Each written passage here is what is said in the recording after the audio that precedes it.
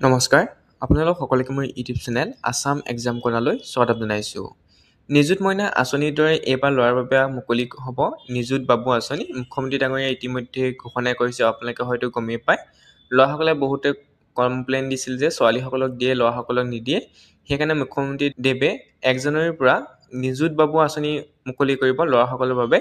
এই আঁচনি কোনে লাভ কৰিব সেইখিনি কথাও উল্লেখ কৰিছে। ইয়াত সকলোৱে লাভ নকৰে। যিদৰে নিযুত মইনা আঁচনি সকলো ছোৱালীয়ে পাইছে, ঠিক তেনেদৰে নিযুত বাবু আঁচনি সকলো ল'ৰাই নাপায়। ইয়াত অকল আৰ্থিকভাৱে দুৰ্বল ছাত্ৰহে লাভ কৰিব এই আঁচনি, সকলো ল'ৰাকে দিয়া নহয়। গতিকে তেওঁলোকে গাইডলাইনবোৰ দিছে, গাইডলাইন দিয়া নাই এতিয়ালৈকে, কিন্তু সেই কথা উল্লেখ কৰিছে। গতিকে ইয়াত কৈছে যে যিসকল ছাত্ৰ BPL কেটেগৰীত আহে, অৰ্থাৎ যাৰ BPLৰ চাৰ্টিফিকেট আছে বা BPL মানে হৈছে আপোনালোকৰ বিল' পভাৰ্টি লাইন, বা আপোনালোকৰ যি ৰেচন কাৰ্ড থাকিলে BPL বুলি ধৰা হয়। কিন্তু আপোনালোকৰ BPL বুলি এখন চাৰ্টিফিকেটো আছে, সেইখনো বেলেগ। গতিকে ৰেচন কাৰ্ডখনো বেলেগ। এতিয়া কোনটো ভিত্তিত দিয়া হয় সেইটো পিছতহে জনা যাব।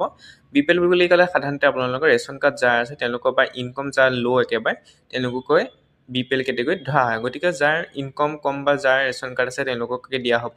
গতিকে 1 জানুৱাৰীৰ দিনা যিদিনা মুকলি কৰা হ'ব সেইদিনা আপোনালোকে সকলো গাইডলাইন গম পাই যাব। হায়াৰ ছেকেণ্ডেৰীৰ পৰা ধৰি গ্ৰেজুৱেশ্যনত পঢ়া সকলো ল'ৰাকে হয়তো এই আঁচনি অন্তৰ্ভুক্ত কৰা হ'ব। অৰ্থাৎ যিদৰে নিযুত মইনা আঁচনি অন্তৰ্ভুক্ত কৰা হৈছে ছোৱালীসকলে হায়াৰ ছেকেণ্ডেৰীৰ পৰা ধৰি গ্ৰেজুৱেশ্যনলৈকে, তেনেকৈ আপোনালোকৰ ল'ৰাখিনিকো আপোনালোকৰ হায়াৰ ছেকেণ্ডেৰীৰ পৰা ধৰি আপোনালোকৰ গ্ৰেজুৱেশ্যন কমপ্লিট হোৱালৈকে ধৰা হ'ব। গ্ৰেজুৱেশ্যন কমপ্লিট কৰাৰ পিছত হয়তো আপোনালোকৰ যি জীৱন প্ৰেৰণা আঁচনি আছে, জীৱন প্ৰেৰণা আঁচনি পাই যাব।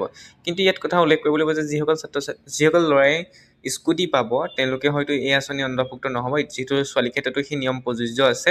যিসকলৰ স্কুটি পাইছে ছোৱালী তেওঁলোকক দিয়া নাই নিযুত মইনা আঁচনি। ঠিক তেনেদৰে আপোনালোকৰ যিসকল ল'ৰাই স্কুটি পাইছে, এইবছৰ পাইছে বা পাব, তেওঁলোকক হয়তো এই আঁচনিত অন্তৰ্ভুক্ত কৰা নহ'ব, যিহেতু আৰ্থিকভাৱে দুৰ্বলক দিয়া হ'ব বুলি কৈছে।